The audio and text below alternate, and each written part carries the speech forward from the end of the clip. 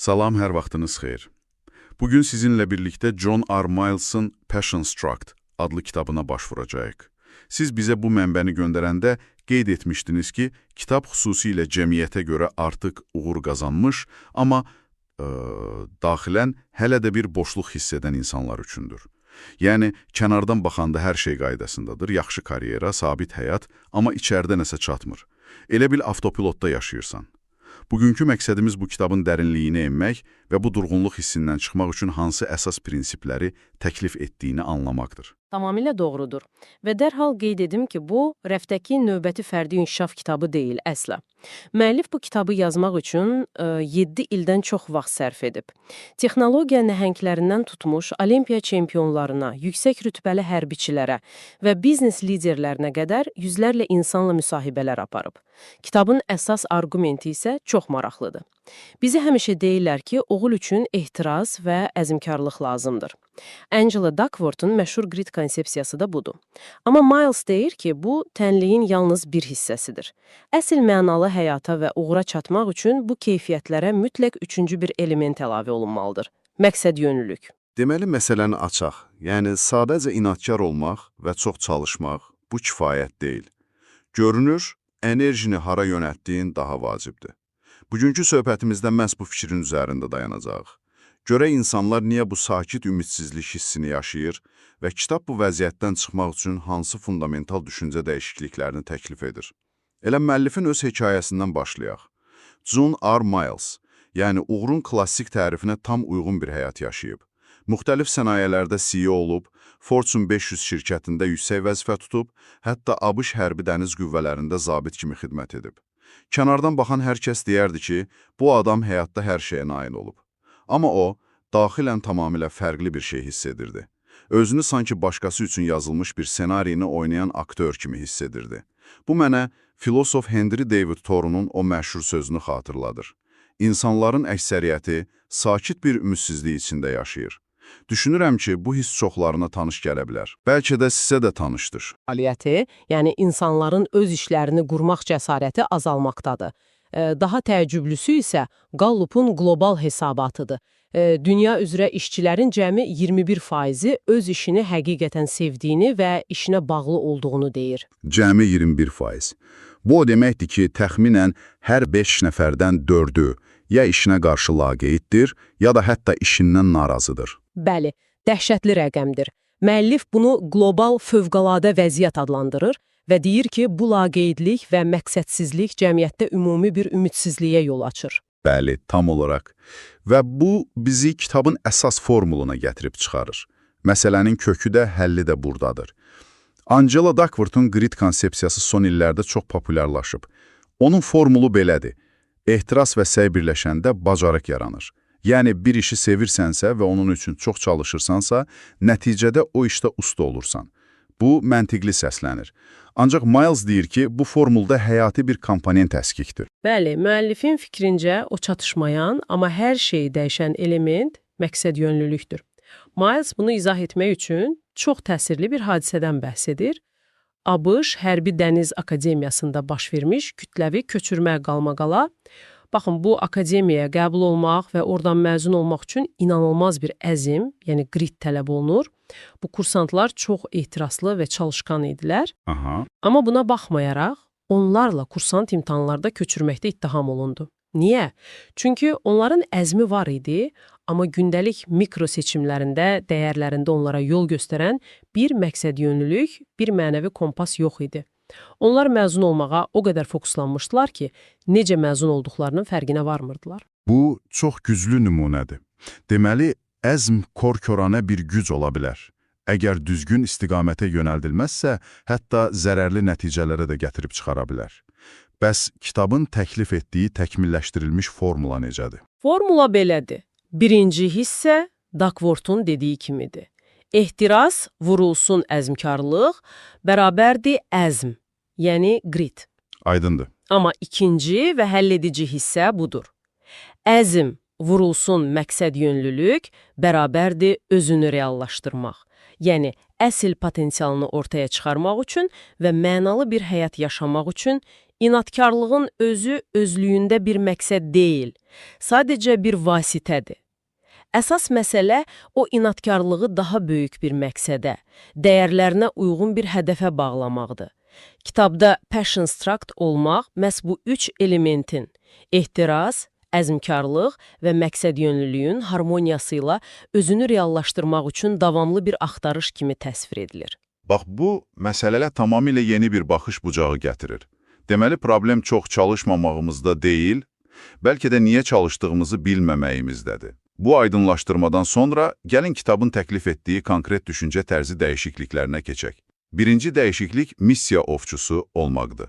Bu nə deməkdir? Missiya ovçusu olaq, sadəcə bir iş axtarmaq və ya pul qazanmaq əvəzinə həll etməyə dəyər bir problem axtarmaq deməkdir. Kitabdakı ən yaxşı nümunələrdən biri Square şirkətinin həm təsisçisi Jim McKelvey'nin hekayəsidir. McKelvey eyni zamanda istedadlı bir şüşə sənətkarı idi. Bir gün o öz hazırladığı bahalı bir sənət əsərini satmaq istəyir, amma alıcının kredit kartını qəbul edə bilmir, çünki kiçik sənətkarlar üçün o dövrdə mobil ödəniş sistemi yox idi. O $2000 bir satışı əldən verir və bu onu çox əsəbləşdirir. Yəni, problem birbaşa onun özünə toxunur. Bu, onun üçün abstrakt bir biznes ideyası deyildi, şəxsi bir əzab idi. Deyik. Və missiya ovçusu olmağın birinci prinsipi budur. Ümumi məqsəd hissi. Həll etməyə çalışdığın problemin sənin üçün şəxsiləşməsi. McKelvey və onun tərəfdaşı Jack Dorsey üçün bu sadəcə texnologiya yaratmaq deyildi, özləri kimi minlərlə kiçik biznes sahibinə, sənətkara, fermerə kömək etməkdir. İkinci prinsip isə hazır plan olmadan hərəkət etmək istəyidir. O dövrdə mobil ödənişlər demək olar ki, mövcud deyildi. Onların əlində heç bir yol xəritəsi yox idi. Amma onlar gözləmədilər. Problemi həll etmək üçün dərhal hərəkətə keçdilər. Bəs üçüncü prinsip, məncə bu ən çətinidir. Sürü psixologiyasına qarşı durmaq. Yəni, hamının getdiyi yolla getməmək. Düşünürəm ki, yeni bir ideya ilə ortaya çıxanda ətrafdakıların reaksiyası çox vaxt skeptik olur. Bu mümkün deyil. Əgər bu yaxşı fikir olsaydı, başqası çoxdan edərdi. Bu təzyiqə dözmək böyük cəsarət tələb edir. Yüklək. Kitabda deyilir ki, əsl dəyişikliyin qiyməti çox vaxt tənqid və istehzadır. Amma missiya ovçusu bu qiyməti ödəməyə hazırdır. Çünki onun missiyası o qədər güclüdür ki, başqalarının fikri ikinci plana keçir. Beləliklə, bu prinsipləri öz həyatınıza tətbiq etmək üçün düşünməlisiniz. Sizin üçün şəxsən məna kəsb edən, sizi gecələr oyaq saxlayan problem nədir? Bəlkə də bu iş yerinizdəki səmərəsiz bir proses, yaşadığınız cəmiyyətdəki bir ədalətsizlik və ya həll edilməmiş bir ehtiyacdır. Kitab deyir ki, yolun sonu bəlli olmasa belə ilk addımı atmağa və kütlədən fərqlənməyə hazır olun. Deməli, öz missiyanı tapdıqdan sonra hər şey həll olunur, yoxsa bu, hekayənin yalnız başlanğıcıdır. Çünki kitabda ikinci bir düşüncə tərzi də var. Brend yeniləyicisi olmaq. Bu da rahatlıq uyğunlaşmanın düşmənidir ideyasına əsaslanır.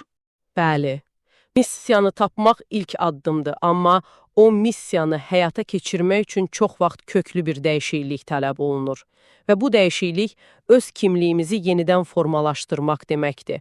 Bunun üçün ən mükəmməl nümunə Dwayne The Rock Johnson'ın hekayəsidir. Hamı onu indi Hollywood'un ən çox qazanan ulduzlarından biri kimi tanıyır. Amma onun yolu heç də asan olmayıb. O, əvvəlcə peşəkar Amerika futbolu oyuncusu olmaq arzusundaydı, lakin Kanada Futbol Liqasından qovuldu və cibində cəmi $7 atasının evinə qayıtmalı oldu. Bu, onun üçün tam bir dibə vurma anı idi. Təsəvvür edirəm o anı. Bütün xəyallarının alt-üst olduğunu görmək. Amma o, təslim olmadı. Özünü yenidən kəşf etdi. Məhz. O, atasının və babasının yolu ilə gedərək peşəkar güləşçi oldu və The Rock personajı ilə inanılmaz bir şöhrət qazandı. Ancaq o, burada da dayanmadı. Güləş dünyasının zirvəsindəykən hər şeyi riskə atıb, aktyorluq karyerasına başlamaq qərarına gəldi. Bu, çox qorxulu bir addım idi, çünki hamı onu sadəcə bir güləşçi kimi tanıyırdı. Kitabda bu yenilənmə prosesinin 4 mərhələsi təsvir edilir. Birincisi, rahatlıqdan əl çəkin. Johnson ömrünün sonuna qədər sevilən bir güləşçi olaraq qala bilərdi. Bu, onun rahatlıq zonasıydı. Amma o, daha artığını istədi. İkinci mərhələ isə gələcək mənliyiniz üçün bir baxış yaradındı. Kitabda maraqlı bir detal var. Deyir ki, nəyə nail olmadığınızı deyil, nələri əldə etdiyinizi ölçün. Johnson'un ilk motivasiyası çox sadə idi. Bir daha heç vaxt kasıb olmamaq və ailəsini təmin etmək. Bu, onun üçün aydın bir hədəf idi. Tamamilə. Üçüncü mərhələ yeni başlanğıçları dəyərləndirməkdir. Yəni, hər yeni həftəni, hər ad gününü, hətta hər səhəri dəyişiklik üçün bir fürsət kimi görmək. Keçmiş uğursuzluqlara ilişib qalmamaq. Və nəhayət, dördüncü və ən çətin mərhələ. Özünüzü yenidən brendləşdirin. Bu sadəcə yeni bir işə başlamaq deyil. Bu, insanların sizi necə gördüyünü və daha önəmlisi, sizin özünüzü necə gördüyünüzü dəyişdirməkdir. Johnson, aktyor olmaq üçün güləşçi kimliyini şuurlu şəkildə geridə buraxmalı və özünü sıfırdan sübut etməli idi. Bu çox güclü bir prosesdir və məncə bu təkcə məşhurlar üçün keçərli deyil. Məndə başqa bir hekayə də var ki, məni çox təsirləndirdi. Horsolder Bourbon brendinin qurucuları. Onların hekayəsi yenilənmənin hər kəs üçün mümkün olduğunu göstərir. Bu, həqiqətən də heyrətamiz bir hekayədir. Bu brendin qurucuları adi biznesmenlər deyil. Onlar 11 sentyabr terror hadisələrindən dərhal sonra Əfqanistana göndərilən ilk ABŞ xüsusi təyinatlı dəstəsinin üzvləridir. Tarixə atlı əskərlər kimi düşən bu 12 nəfərlik qrup dağlıq ərazidə at belində döyüşərək Taliban rejiminə qarşı mübarizə aparıblar. Onların həyatı tamamilə hərbi xidmətə və müharibəyə həsr olunmuşdu. Bu, onların kimliyidir. Amma hərbi karyeraları başa çatdıqdan sonra onlar tamamilə fərqli bir yola üz tutdular. Və bu yol onları Kentucky'nin viski zavodlarına gətirib çıxardı. Təsəvvür etmək çətindir. Həyatını döyüş meydanında keçirən insanlar birdən-birə özlərini usta içki istehsalçıları kimi yenidən kəşf edirlər. Bu, inanılmaz bir kimlik dəyişikliyidir. Butulkaları New York'dakı Dünya Ticarət Mərkəzinin palad qalıqlarından hazırlanmış qəliblərdə istehsal edirlər. Onlar döyüşçü kimliyini geridə qoyub yaradıcı sahibkar kimliyini mənimsədilər. Bu hekayə göstərir ki, keçmiş kimliyiniz nə qədər güclü və köklü olursa olsun, gələcəkdə tamamilə fərqli bir insana çevrilmək mümkündür. Kitab sizi bu sualla üz-üzə qoyur. İrəli getmək üçün siz hansı köhnə kimliyinizi geridə buraxmalısınız? Bəlkə də bu, mən riyaziyyatı bacarmıram inancı, mən yaradıcı deyiləm düşüncəsi və ya bu yaşdan sonra yeni bir şey öyrənə bilmərəm bəhanəsidir. Deməli, kitabın bu ilk hissəsindən çıxardığımız əsas nəticə belədir. Həyatınızda bir durğunluq, bir mənasızlıq hiss edirsinizsə, bu normaldır və çıxış yolu var. Bu yol sadəcə daha çox çalışmaqdan deyil, məqsəd yönlü hərəkətdən keçir. Və bu hərəkət iki fundamental addımla başlayır. Birincisi, sizin üçün həqiqətən məna kəsb edən bir missiya tapmaq, ikincisi isə o missiyanı həyata keçirmək üçün lazım gələrsə, özünüzü tamamilə yenidən kəşf etmək cəsarətini göstərmək. Deyil, yalnız özünüz. Sizin potensialınızın qarşısındakı ən böyük əngəl sizi geri çəkən vərdişləriniz və inanclarınızdır. Bir anlıq öz həyatınızı və məqsədlərinizi düşünün. Hazırda möhkəm yapışdığınız hansı rahat vərdiş, hansı köhnə kimlik və ya hansı bu mənlik deyil inancı sizin daha mənalı bir həyata doğru addım atmağınıza mane olur? Həyatınızın məhz o bir parçasını yenidən kəşf etməyə, o rahatlıq zonasından çıxmağa cəsarət etsəniz nə baş verərdi?